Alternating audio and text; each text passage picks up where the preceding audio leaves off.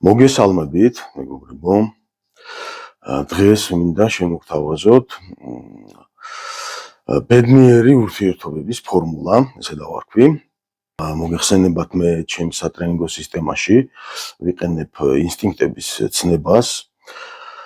ეს ცნება იცით რომ მე არ მომიგონია და ისიც დრო მოჭმული და ასე ვთქვათ მოძველებულია უკვე შეხედულება რომ ადამიანს მხოლოდ ინსტინქტი მხოლოდ ცხოველური წარმოშობის არის. მეცნიერულად დამტკიცებულია, არსებობს ესეთი მეცნიერება, ევოლუციური ბიოლოგია, რომელმაც ასე ვთქვათ დაამტკიცა, რომ ადამიანის შემთხვევაში სტრუქტურა კატეგორიულად განსხვავდება ცხოველური ინსტინქტებისგან ადამიანის ინსტინქტები. რა თქმა უნდა, ამ მეცნიერებაში ცოტა სხვა ფორმით არის, მე სხვა ფორმით ვიყენებ, ჩემებური ხედვით ვიყენებ ამ ინსტინქტებს სახელწოდებების მხრივ, მაგრამ ინფორმაციულად ეს ის ზუსტად იმას გამოხატავს, როგორც ეს მეცნიერულად დამტკიცებულია, ასე რომ ჩვეულებრივად შეგვიძლია ჩვენ ამ ცნებებით და ამ კატეგორიებით ვიმსჯელოთ სხვადასხვა საკითხებზე. როგორც ვიცით, ცხოვრება ასე იგი ამ თითოეული სტადიის, თითოეული ინსტინქტის დაკმაყოფილების და შესწავლის პერიოდისთვის ცხოვრებას გამოყოფილი აქვს ადამიანისთვის 7 წლიანი პერიოდი. თითოეული განვითარების ციკლი 7 წლიანი პერიოდით ხასიათდება. რატომ არის მნიშვნელოვანი ამ ინსტინქტების შესწავლა? რომ ესე იგი თურმე თითოეული ინსტინქტის დაკმაყოფილების დროს ესე იგი შესაბამის ასაკობრივ პერიოდში ფსიქიკური სისტემა ადამიანს აჯილდოვებს, ანიჭებს მას ამ ბედნიერების ჰორმონებს, იმ ოქსიტოცინებს და სეროტონინებს და დოფამინებს და ასე შემდეგ. სისტემა ისეა მოწყობილი, რომ ინსტინქტის დაკმაყოფილების შესწავლის რეალიზაციის შემთხვევაში ადამიანს ენიჭება ბედნიერების ჰორმონები. რატომ უნდა ვისაუბროთ ახლა ამაზე, რომ ადამიანები ხშირად კარგავენ საკუთარ თავთან კონტაქტს. ანუ ვეღარ პოულობს ადამიანი იმ შინაგან სისავსეს, რასაც ბედნიერება ეწოდება. აქ არ არის იმ სიამოვნებაზე საუბარი, რომელიც ხორციელია, აქ საუბარია იმ ესთეტიკურ სიამოვნებაზე, ანუ ბედნიერება, რასაც ქვია, შინაგანი დრაივი, სისავსე, რომელსაც ადამიანი ხშირად ყოველდღიურობაში კარგავს თითქოს და ვერ პოულობს, ამის მიზეზს ვერ იგებს. შესაბამისად ეს ყველაფერი რა თქმა უნდა ურთიერთობებზე აისახება და პრობლემების მიზეზი დავინახოთ ძირითადი რაში არის 7 ინსტინქტია, ძირითადი 7 ინსტინქტი და მთავრდება, ანუ იერარქიულად სათავეში არის თვითრეალიზაციის ინსტინქტი და ყველა დანარჩენი სხვა ინსტინქტი არის საშუალება, ინსტრუმენტი თვითრეალიზაციისთვის. 0-დან 7 წლამდე არის პირველი ინსტინქტი, ეს არის აგრესიის ინსტინქტი, აგრესიის. ესე იგი, აქვე დავყავყოთ, რომ კაცის ინსტინქტები და ქალის ინსტინქტები, ქალური ინსტინქტები და კაცური ინსტინქტები, გნებავთ ესე დავარქვათ და ამას ავხსნი ხა რატომ არის ესე.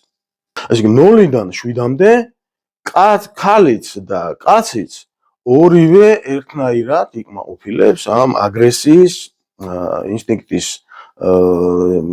განვითარებას და შესაბამისად ბიჭი, გოგო თუ ბავშვი იღებს ბედნიერების ჰორმონს სისტემისგან. მეორე ეტაპი არის 8-დან 15 წლამდე, 8-დან 15 წლამდე და ეს არის ეგრეთ წოდებული სექსუალურობის ინსტინქტი, ეროტიზმის ინსტინქტი დავარქვათ პირობითად, ეროტიზმის ინსტინქტი. მოდით სათავეში მოვაქციოთ თვითრეალიზაცია.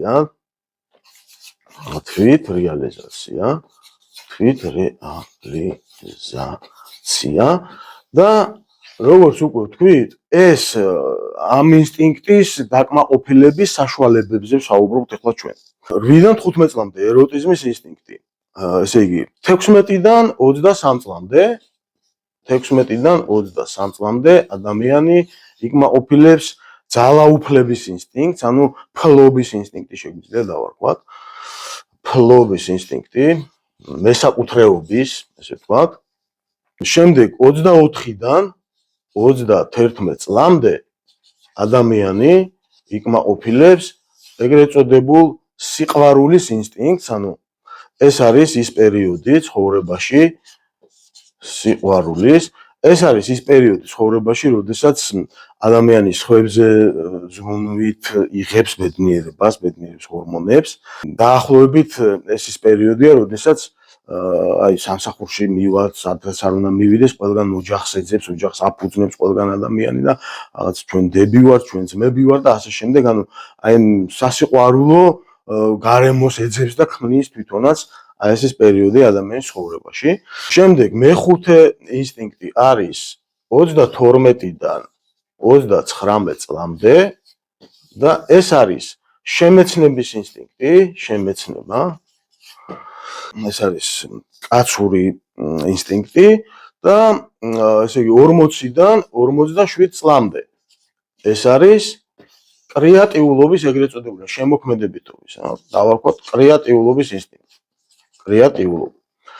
შემდგომ უკვე თვითრეალიზაცია იწყება 48-დან 55 წლამდე, პირობითად დავარქვათ 48-დან 55 წლამდე და ზევით დარჩენილი ცხოვრება თვითრეალიზაციას ახდენს ადამიანი, ანუ თვითრეალიზაციის ინსტინქტის დაკმაყოფილების შემთხვევაში ადამიანი იღებს სისტემისგან, მისი ფსიქიკა აჯილდოვებს მას ბედნიერების ჰორმონი. ვის როგორ აქვს ადამიანს ყველას ერთნაირი მისია არ გააჩნია ამ ცხოვრებაში, სხვადასხვანაირი მისია აქვს, ზოგი უბრალო ღილს ქმნის და მილიონერია და ბედნიერიც არის და ასე შემდეგ. ზოგი მეისრია და გადართავს და გადაარჩენს ადამიანებს და ასე შემდეგ. ანუ ყველას მისი საკუთარი მისია და პროექტი აქვს ამ ცხოვრებაში და შესაბამისად ეს რეგულირდება. რა არის აქ ძალიან მნიშვნელოვანი, რაზე უნდა გავამახვილოთ ყურადღება. ანუ როდესაც მაგალითად აი 7 წლამდე ასაკში აი ერთად რომ მოდიან ქალი და კაცი, გოგო და ბიჭი. აი ამ ჭრილში განვიხილოთ ახლა ეს სქემა. ესე იგი დაბადებიდან 7 წლამდე კაციც და ქალიც ორივე ერთნაირად იკმაყოფილებს, ორივე ერთნაირად ბედნიერია აგრესიის ინსტინქტის შესწავლით და დაკმაყოფილებით. გადავიდა უკვე შემდგომ ეტაპზე, ხო? შემდგომი განვითარების ციკლი. 8-დან 15 წლამდე ეროტიზმის ინსტინქტის დაკმაყოფილებისგან, რომ ამ ეროტიზმის ინსტინქტის შესწავლით შეიცნობს სამყაროს, შესაბამისად ამ ინსტინქტის დაკმაყოფილებისას ორივე ქალიც და კაციც ერთნაირად იღებს ბედნიერების ჰორმონს, მაგრამ ქალი 8 წლის შემდეგ უკვე წყვეტს აგრესიის ინსტინქტისგან ბედნიერების ჰორმონის მიღებას. კაცი აგრძელებს, ქალი უკვე წყვეტს. განა არ ახორციელებს, შეიძლება აგრესია გამოხატოს, მაგრამ ბედნიერების ჰორმონი ამით აღარ მიეწოდება მის სისტემას. სიყვარულის ინსტინქტზე, ესე იგი 24-დან 31 წლამდე გადავიდნენ, ხო?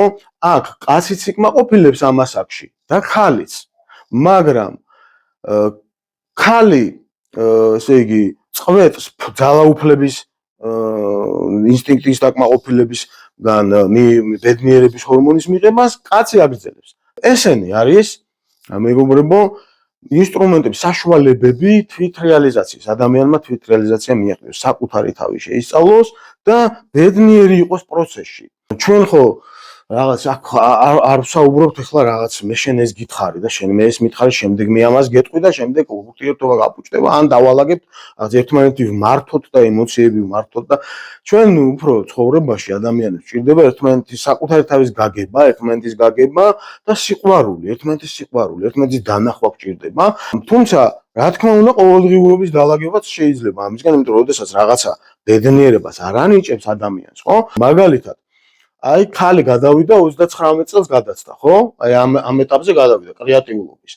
კაცის და ქალის ერთნაირად იღებს კრეატიულობის დაკმაყოფილების შემთხვევაში, ინსტინქტის დაკმაყოფილებისგან ბედნიერებას, მაგრამ შემეცნების ინსტინქტის უკვე აღარ ანიჭებს ქალს ბედნიერებას.